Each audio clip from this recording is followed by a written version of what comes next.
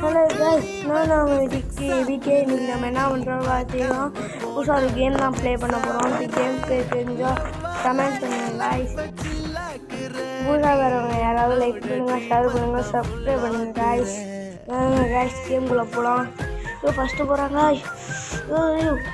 உங்களுக்கு போடுற வீடியோ பிடிச்சிருந்தா ப்ளூ கலர் ஹார்ட் கமெண்ட்டில் போட்டேன், கமெண்ட் பண்ணுங்கள் கைஸ்.